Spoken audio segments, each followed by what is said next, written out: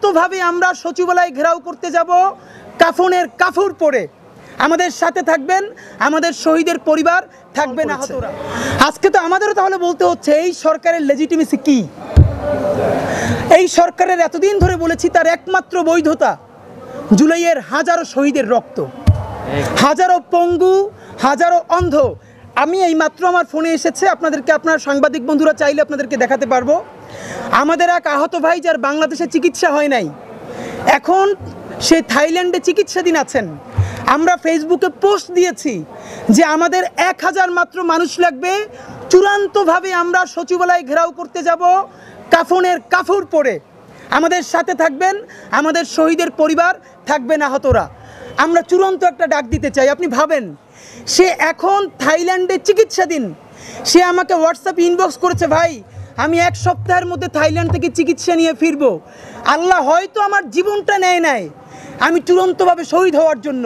সুতরাং আপনারা যে 1000 জনের লিস্ট করছেন তার মধ্যে আমার নামটা লেখেন। অগণিত ভাই আমাদেরকে ইনবক্স করেছে, এটা আপনাদের জন্য বলার জন্য বলছি। কিন্তু এর চেয়ে লজ্জা, মানে এই যে আমরা প্রতিযোগিতা করে প্রতিদিন জীবন দিব, এটা তো অদ্ভুত। এইটাই কি এই জুলাইয়ের এখন তাদের কাজ? যে আমাদের শহীদ হয়ে গেছে কমপক্ষে 1500, জাতিসংঘের প্রতিবেদনে বলছে 1400, আমাদের এখনও বেওয়ারিশ লাশ আছে অনেক, আহত কত হাজার, তার কোনো ট্রিটমেন্ট এখন পর্যন্ত পাই নাই। তখন আমরা আবার দ্বিতীয়বার শহীদ হওয়ার জন্য প্রস্তুতি নিচ্ছি। মানে কি, শহীদ কি একটা খেলনা ব্যাপার? শহীদ কি একটা খেলা? আমরা প্রতিদিন শহীদ হব, আমাদের গায়েবানা জানাজায় এসে কান্না করে তোমরা একটু বক্তব্য দিবা, বাইট দিবা, এরপরে আমরা আবার তোমাদের পিছনে বলবো সে আমার ইমাম। ডক্টর ইউনূস সাহেব, আপনি আমাদের ততক্ষণ পর্যন্ত মুরব্বী, ততক্ষণ পর্যন্ত আপনি আমাদের গার্ডিয়ান, যতক্ষণ পর্যন্ত আপনি বাংলাদেশের স্বাধীনতার সার্বভৌমত্বের মানুষ। ঠিক, যতক্ষণ না পর্যন্ত আপনি বাংলাদেশের স্বাধীনতা সার্বভৌমত্বের প্রশ্নে, খুনি আওয়ামী লীগ গণহত্যার ফ্যাসিবাদের বিচার করার প্রশ্নে আপনি কারো সাথে আপোষ না করবেন, ততক্ষণ পর্যন্ত আপনি আমাদের সিপাহ সালার। আজকে একটা নতুন ন্যারেটিভ তৈরি হয়েছে। আপনাদেরকে বলি, এইখানে সংবাদ সম্মেলন করে বলেছি 626 জন ক্যান্টনমেন্ট থেকে কিভাবে পালিয়েছে তার উত্তর সরকারও দেয় নাই, সেনাবাহিনীও দেয় নাই। আপনারা যখন সেনাবাহিনী সংস্কারের করা দরকার ছিল তখন আপনারা করেছেন নারী কমিশন। ভাই, নারীর জন্য বাংলাদেশের যেই আইন আছে এই আইনই তো প্রয়োগ নাই। এটা তো শুধু রাষ্ট্রের সমস্যা না, সামাজিক সমস্যাও। এই রাষ্ট্রটা যদি মোটামুটি ঠিক মতো দাঁড়ায় তাহলে এমনিতেই নারী অধিকার থেকে শুরু করে বাকি সব কিছু আস্তে আস্তে ঠিক হতে বাধ্য। যখন আপনি বিচার করবেন, যখন আপনি আর্মি কমিশন করবেন, যেটা নিয়ে করলে সমস্যা সেটা আপনি করবেন না। আপনি আর্মির রিফরমেশনের জন্য কোনো কমিশন করেন নাই।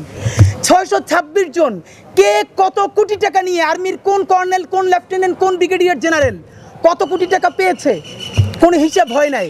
আমরা বলতে বলতে ক্লান্ত হয়ে গেছি, চুপ হয়ে গেছি। এরপরে আমরা দেখলাম এয়ারপোর্ট থেকে ছাত্রলীগের ঢাকা উত্তরের সভাপতি গ্রেপ্তার হলো। এরপরে আর কোনো খবর নাই। কতদিন পর দেখলাম সে আমেরিকায় আওয়ামী লীগের মিছিল করতেছে। মানে গ্রেপ্তার হলো বিমানবন্দরে আওয়ামী লীগের, ছাত্রলীগের সভাপতি ঢাকা মহানগর উত্তরের। এরপর সে আমেরিকায় গিয়ে মিছিল করে। তারা কে দিয়ে আসছে? ইনকিলাব মঞ্চ তারা দিয়ে আসছে। এইসব হাঙ্কি পাঙ্কি আমরা আর বুঝি না। অত্যন্ত দ্ব্যর্থহীন ভাষায় আমরা আপনাদের সাথে কয়েকটা কথা বলতে চাই। প্রথমত, এই যে খুনি ফ্যাসিবাদের দোসর এবং ফ্যাসিবাদের রাষ্ট্রপতি, অনেকে বলছেন তিনি রাষ্ট্রপতি ছিলেন। ভাই, এমপি নির্বাচিত হয়ে তিনি স্পিকারও ছিলেন, শুধু রাষ্ট্রপতি ছিলেন না।